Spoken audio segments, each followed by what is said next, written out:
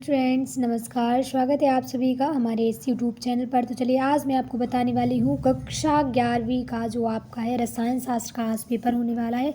कुछ most IMP question paper लेकर के आए हैं। क्वेश्चन बस आपको नहीं लाए हैं, साथ में उसके आंसर लाए हैं। बहुत ही ज़्यादा वेरी आईएमपी है। तो आपको पेपर होने से पहले आप हमारे साथ इन क्वेश्चन को फटाफट रिविज़न करेंगे।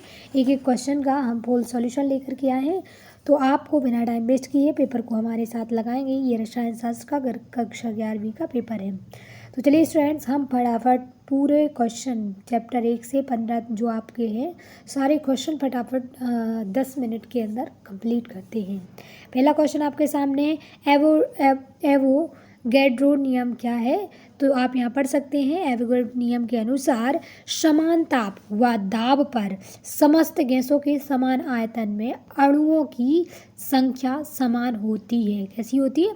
अणुओं की संख्या हमेशा समान होती है। उसे ही क्या कहते हैं? इस नियम कहते हैं। ठीक है, एवोगैड्रो का नियम। उसका अथवा आप यहाँ देख सकते हैं, ये भी बहुत ज़्यादा ज़रूरी है आपके लिए। संख्या क्या है? इसका मान लिखना है, तो इसको आप देख सकते हैं। संख्या 6.023 इंटू 10⁻23 और इसका मान लिख सकते हैं। फिर बात करते हैं थर्ड क्वेश्चन की। विलयन को मोलर ताप पर ताप का क्या प्रभाव पड़ता है और क्यों? तो इसका उत्तर आप पढ़ सकते हैं।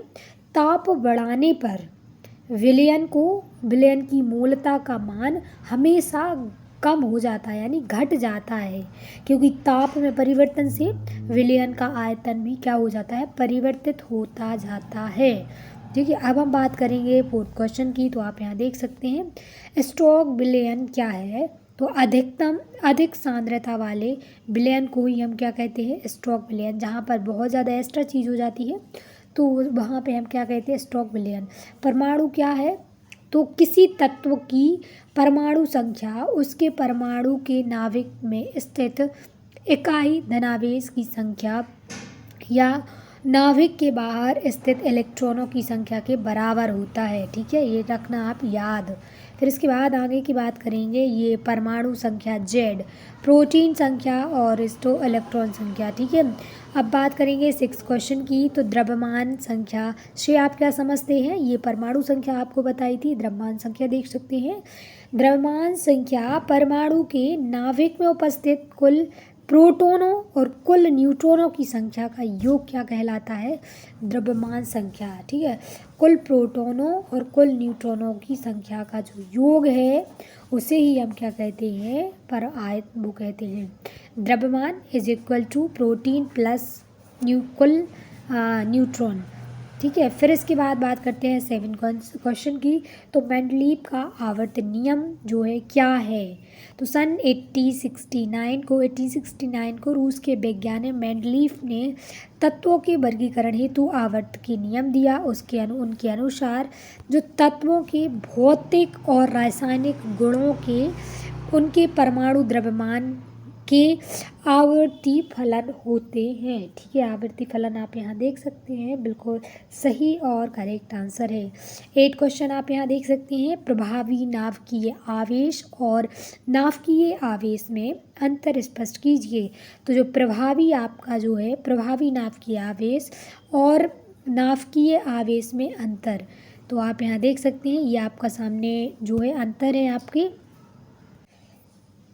परमाणु के बाह्यतम कोश के इलेक्ट्रॉन जो हैं इलेक्ट्रॉनों पर नाभिक के द्वारा जो आकर्षण बल लगाया जाता है उसी नाभिकीय आवेश कहते हैं।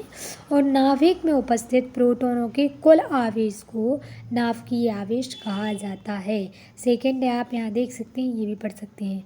फिर बात करते हैं 9 क्वेश्चन की। तो आप यहाँ देख सकते हैं 9 क्वेश्चन आपके सामने है।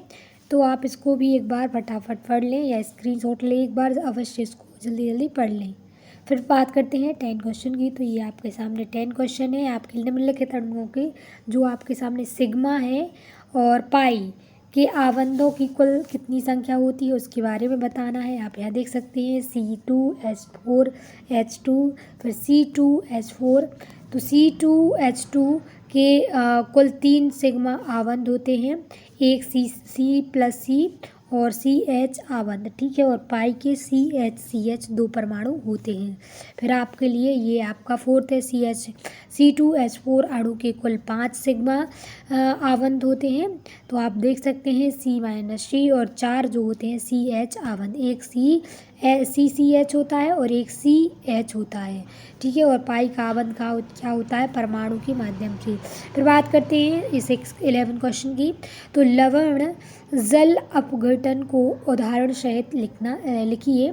तो जो है लवण जल अपघटन वह क्रिया है जिसमें लवण के ऋणात्मक और धनात्मक जल के विलयन से क्रिया कर अम्लीय और क्षारता उत्पन्न कर देते हैं।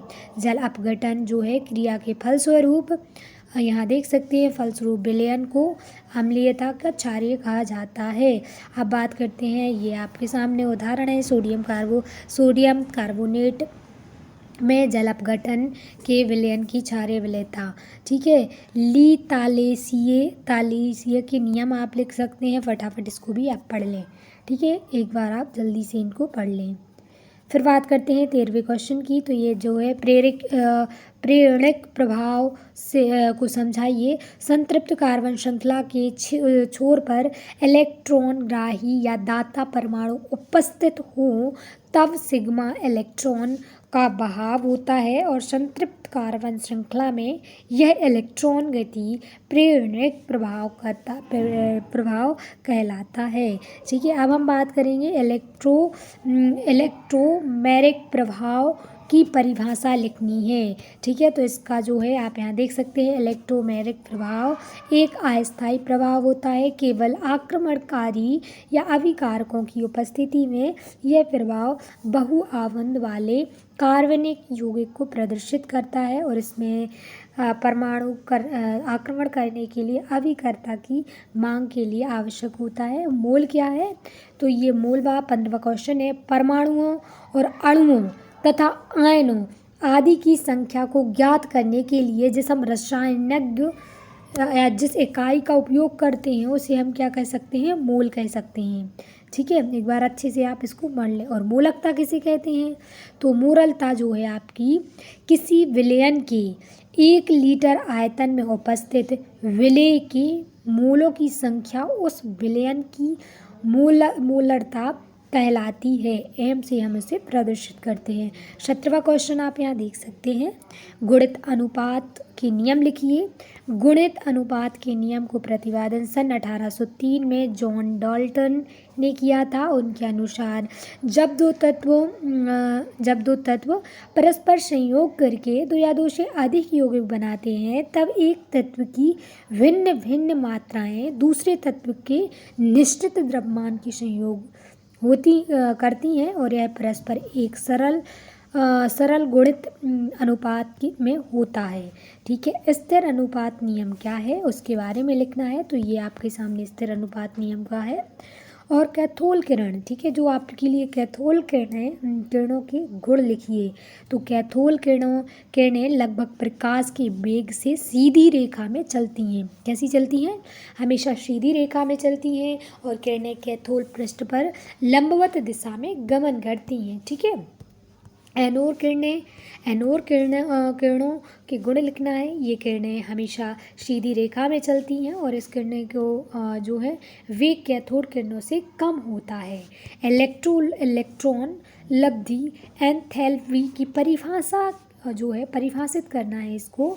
तो किसी उदासीन विलगित गैसीय परमाणु की बाह्य कक्षा में एक अतिरिक्त इलेक्ट्रॉन ग्रहण करने पर मुक्त ऊर्जा की मात्रा को इलेक्ट्रॉन लब्धि एंथैल्पी कहते हैं, एंथैल्पी।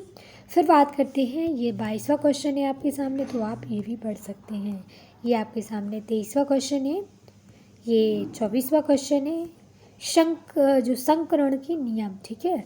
तो संकरण में भाग लेने वाले ऑर्बिटल लगभग समान ऊर्जा वाले ऊर्जा अथवा उनकी क्वांटम संख्या समान होती है। संकरण में भाग लेने वाले ऑर्बिटलों की संख्या बराबर नए असंकृत ऑर्बिटल के बने होते हैं। 25वां क्वेश्चन आपके सामने है, ये आप देख सकते हैं। अमोनिया को लुईस क्षारक क्यों कहते हैं उसके बारे में, या प्रबल विद्युत अपघटन किसे कहते हैं। कार्बोनियन आयन क्या होता है। कार्बोकेटायन क्या होता है। द्रव अविनाशिता के नियम लिखना है। द्रव अविनाशिता या द्रव की जो संरक्षण, इसके बारे में आप देख सकते हैं।